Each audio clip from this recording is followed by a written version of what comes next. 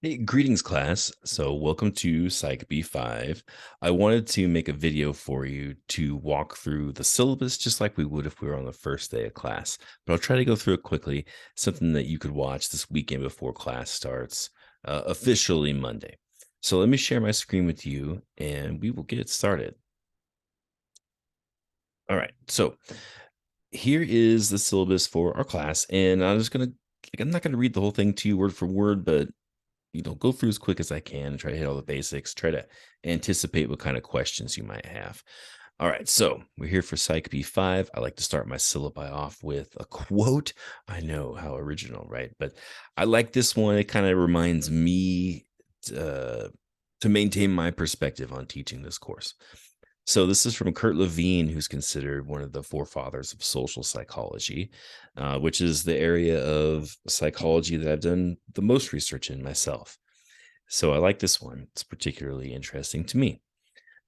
Taken out of context, Kurt Levine says no research without action and no action without research. So his idea is that there's this cyclical nature between the application of research and the conduction of research itself.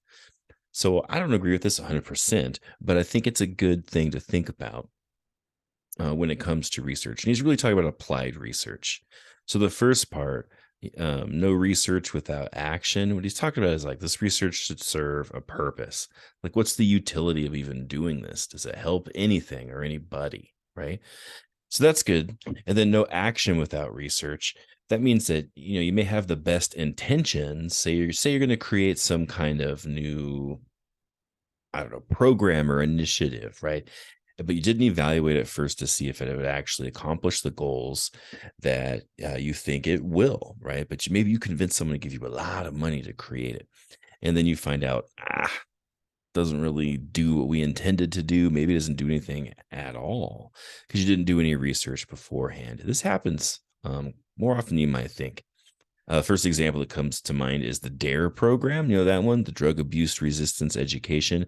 It sounds great because it's like, well, we don't want our kids hooked on drugs, right? So let's put this program in place so they can learn about drugs and we can scare them away from it, right? And then also got tied into there was like, and if you don't like this program, then you hate cops. It's like, wait, what? Right. So all this gets tied into the DARE program, but they never evaluated to see if it would actually do anything. Like, would it actually keep kids off drugs? Like now that the data their program is around for decades now, we can look and see it's done essentially zero, right? In fact, drug use has only gone up, across populations. So yeah, it hasn't worked. The one positive thing is I helped to do this analysis back in the day for California was that it made kids more comfortable in talking to police officers when they needed help. I was like, okay, well, that's something. That's not what the program intended, but that's there, right? So no research without action, no action without research. I am Professor Jordan Rude. You can email me is the best way to get a hold of me. All right, so the virtual office hours for this class, and the reason, I didn't put them here posted to Canvas and by appointment is because I'm going to send you all out a doodle poll. I'm going to find the best times that work for you for office hours. I want to get one time in the afternoon and then one time, maybe not, um, on a different day, but in the evening. So one afternoon office hour, one evening office hour. So that if people are working all day and they need to talk to me, we could still make time for that to happen. So keep an eye out for that. I'm going to send out a doodle poll and tell me the time that works best for you, and I'll take everybody's votes into account, and I'll create that time and post it back to you. But I'm going to do that quick. I'm going to do that by like Tuesday of this coming week. Okay, now this class is 100% online, which means there's no mandatory meeting times. There's never a time where you have to meet with me unless you want to, right? Want to or need to for class, and then come to office hours, and I'll take care of you. Um, I'm not really allowing you to work at your own pace in this class. I'm kind of posting as we. No. I'm wrong about that. I think I'll have to double check now, actually. But I believe I put the whole class up for you online, so you could work ahead if you want to. But I think you should follow the pacing I suggest, just so you don't get overwhelmed. Okay, course philosophy. Let's look at one or the other. The course philosophy of the student learning outcomes, because they're pretty redundant. So let's look at this paragraph. Let's do this one instead. All right. So this is stats is applied to the behavioral and social sciences, right? So that means psych, soc, anthro, human services, econ, poli sci.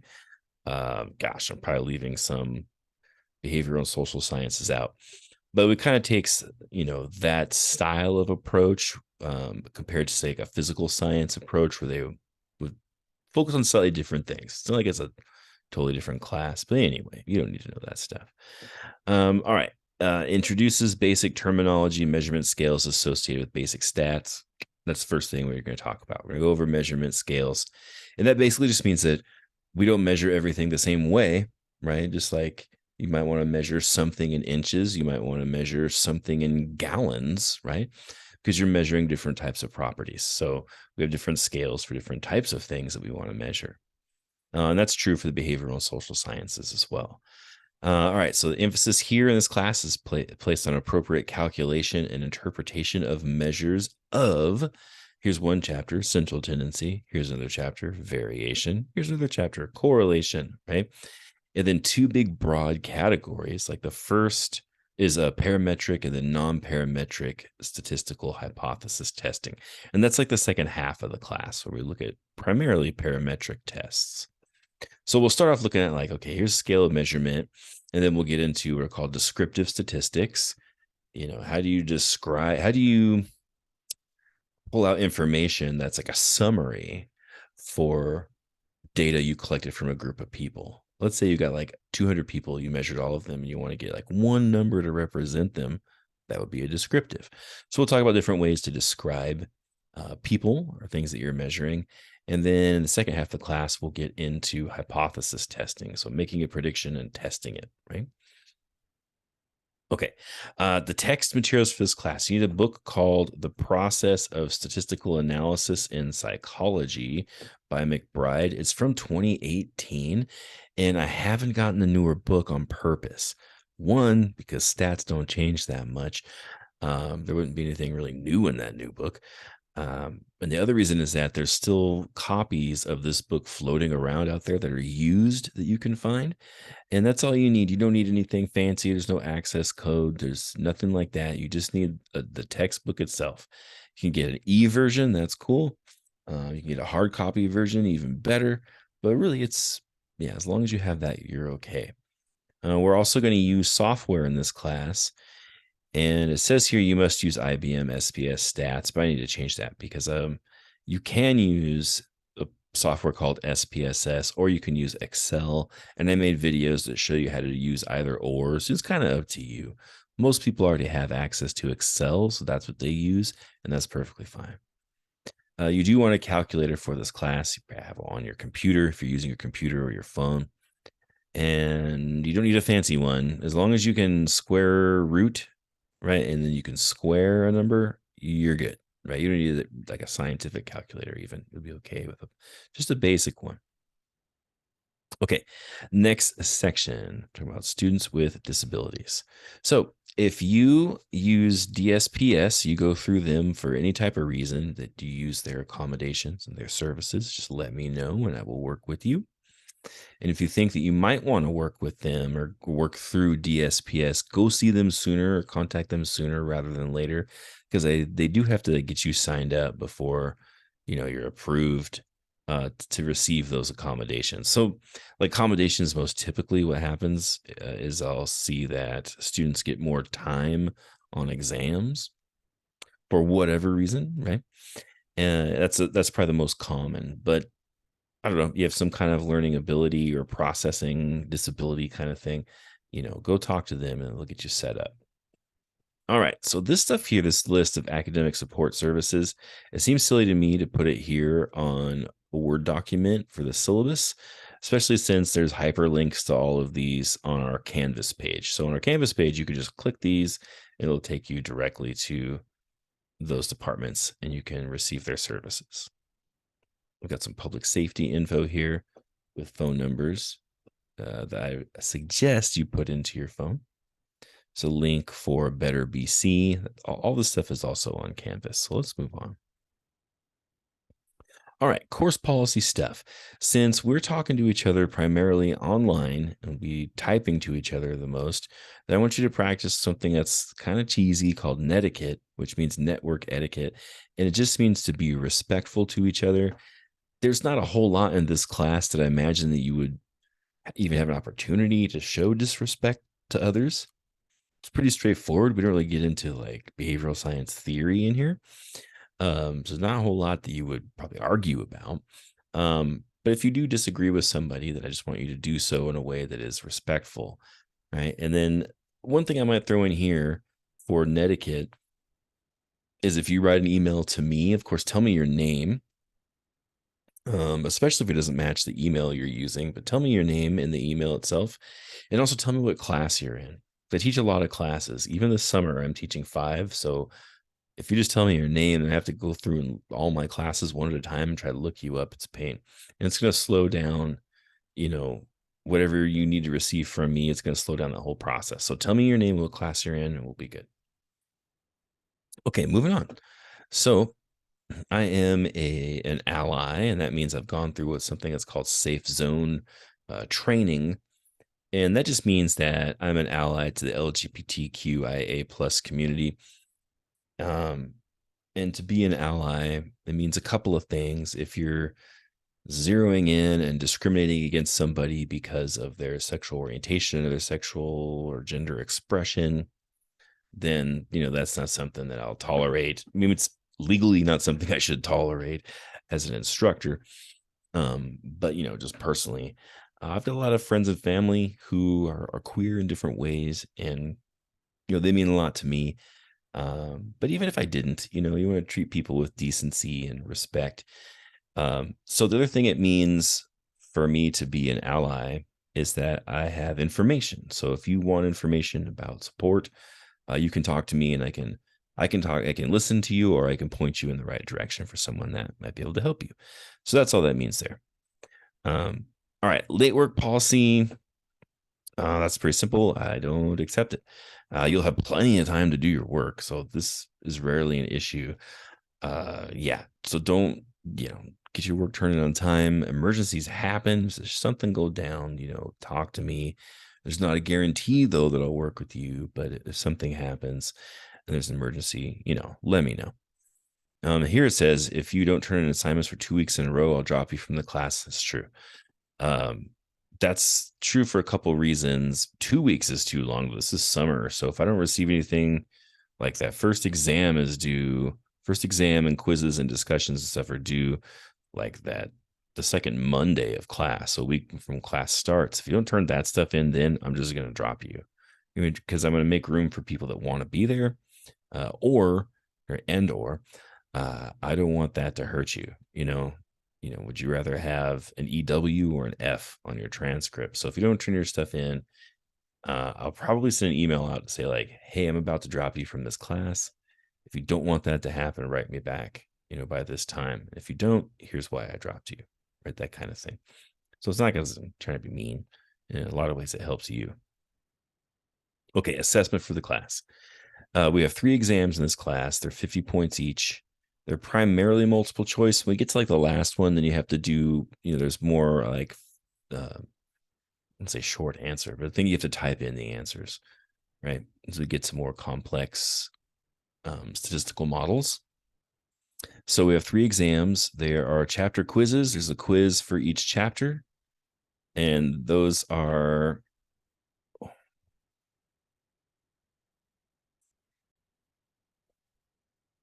sorry about that. Got distracted. Let's see, where were we? Let me share my screen. Here we go. Okay, yeah, quizzes. We're going over assessments. There's exams, there's quizzes, there's a quiz per chapter, just 10 questions, 1 point each, all multiple choice. There's a discussion application assignments. These aren't typically like discussion assignments you might have in other classes where it's like, here's something controversial. What do you think about it? And then post on comment on 2 of your peers. It's more like, here's a hands-on application of what we learned in class. So it's like, it's a typical assignment. You can think of it as homework, right? And then we get into, and then some of those are going to be software assignments. So, I don't know, about chapter what are we gonna get into these? Like chapter 4 or 5 or so, we start looking at software and how to use that software. And I have walkthrough videos to show you how to do all of that. So don't let that intimidate you. I think you'll like the software. So often it's easier than doing it by hand. So you'll learn how to do all these processes by hand, but then also how to do data entry and analytics, using software. So you'll have a couple of different skill sets by the time you leave this class. All right. Now, the last thing, there is a project assignment. This isn't designed to be anything scary, and you turn this in steps. But basically, what I found from teaching this class for years and years is that the best way to learn about scientific research is to do it yourself, right? Under the guidance of someone who has experience, and that's what this project really is. So I'm going to give you first, just different types of surveys that exist, measuring different types of psychological phenomena. Some of them are personality characteristics. There's just demographics on there. There's all types of different things, different variables we've measured um, across different people. And I have all the data too, so you don't have to collect the data. And you'll do this in steps, really, like in 4 steps. Like the first is, okay, here's all the different surveys that I have. Pick 2 that you think would be interesting to see if they're related to each other, that type of thing. And the second step is, like, now I'll give you the data. Now you've got the data for the 2 that you chose. Find some piece of literature that suggests why you think these might be related. Right. And the third one is, like, now you've got the data, run an analysis, and then the last step is tell everybody what was your prediction and did it pan out, right? Based on your analysis and your interpretation. So it's not that tough. It's really kind of like, it won't feel any tougher by the time you get to the end of it than any other like weekly assignment that you do in class, but it feels a little kind of big, at first when you're looking at it in the syllabus. But think of it instead of like 4 small assignments instead of one big one. Okay. Now here's the way the course schedule is set up. So that first week, we're going to go over these 3 chapters, and it might seem like a lot, but um, the chapters, especially at the beginning, I would say like the first 4 for sure are going to be pretty simple for most people. Chapter 5 going to be simple for about half of you, right? Chapter 6 pretty simple for everybody, but I'm just saying all this because the class is really backloaded. The stuff at the beginning is there to really set you up for the second half of the class. I don't think it's all review for everyone, but they're not like super complex, concepts. You guys will be fine with them. I think you'll be just fine. But here's the way it usually works. So week number 1, chapter 1, 2, 3, and then do Monday on June 19th. You have the quizzes for those 3 chapters and the discussion for those 3 chapters. Easy, right? Week number 2, chapters 4, 5, and 6. And then guess what? On the next Monday, you have, quizzes and discussions for 4, 5, and 6 are due. But then also on that week, you have your project number 1 and exam number 1, which covers chapters 1 through 6. Right.